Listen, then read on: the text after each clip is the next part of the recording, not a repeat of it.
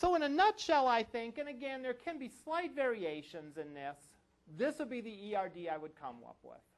All right? What I see here is there being a class entity, a student entity, an assignment entity, an entity to implement that many-to-many relationship between class and student, an intersecting entity. And there's also a grade entity that says and allows you to match up students and the assignment. All right, go ahead. How can the assignment have many grades? I was working under the assumption that each assignment is a thing by itself. So could you have a one-to-one relationship? Well, okay. I give a midterm in this class. All right. Is everyone going to get the same score? Well, this class probably will. You probably will all get 100s. Let's think of another class that I teach. All right. No, right? An assignment can have more than one grade, right? Okay. So if I give a midterm, one person gets an 80, another person gets 75, another person gets 100, another person has 98. Okay. So that assignment has many grades associated with it.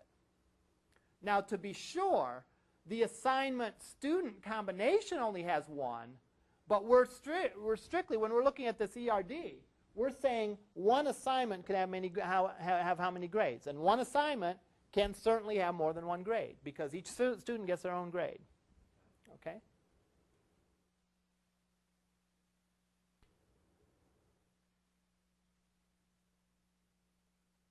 Other questions about this?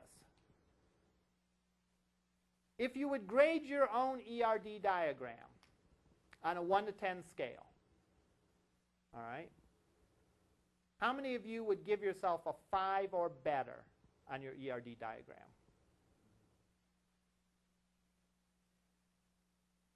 Okay. Other questions?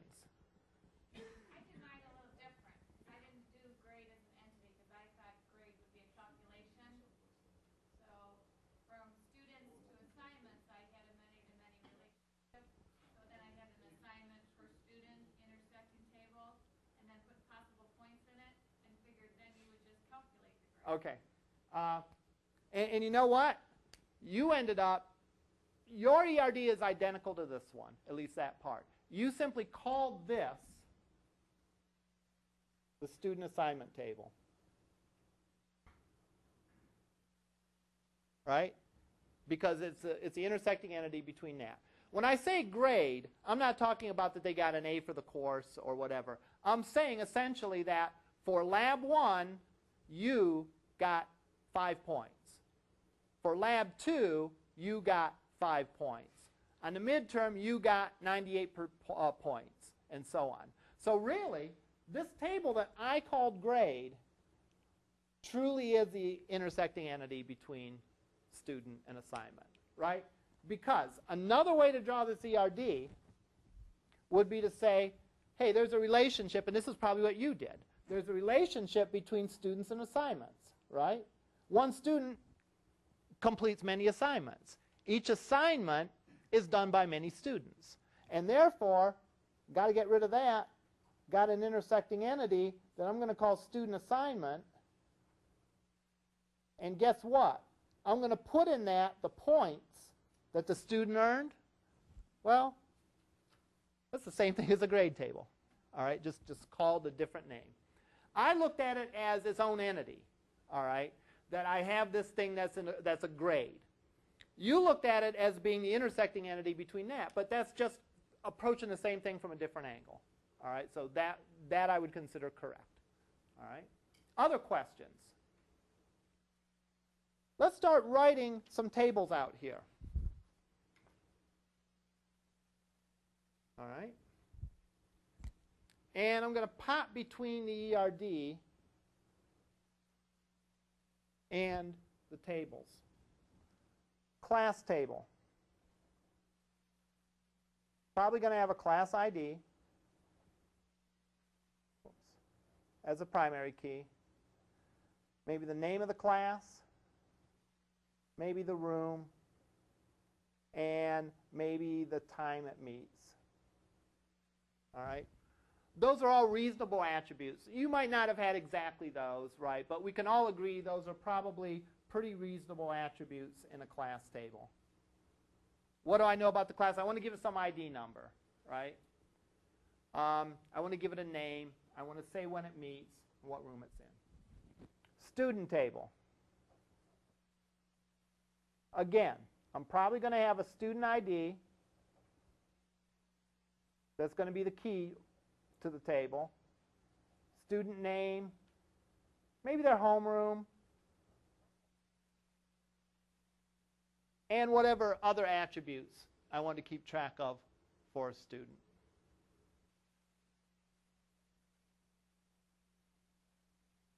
All right. Assignment table. What sort of attributes would I have in the assignment table? Assignment ID, right? I need a key.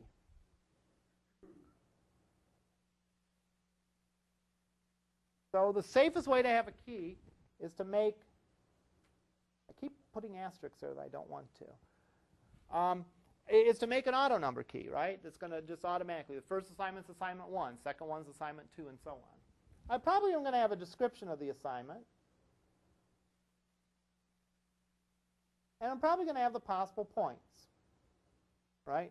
In other words, Lab 1 is worth 5 points. Lab 2 is worth 5 points. The midterm is worth 100 points. All right? Now, I lied when I put that parenthesis there because the assignment entity has a relationship with the class entity, right? Because I said before, an assignment is only for one class. What does that mean when I say an assignment is only for one class? What do I need to put to implement, what do I need to put where to implement that relationship?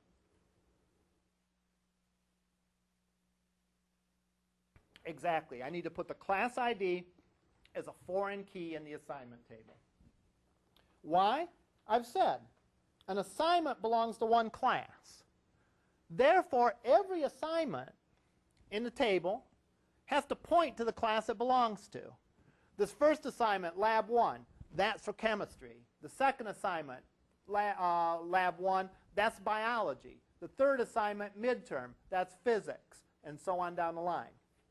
So, whenever you have a one-to-many relationship, the entity that's on the many side has to point to the one. All right? It has to say who I belong to. Sometimes they use the term parent and child. All right? It has to say who is my parent in this table. All right?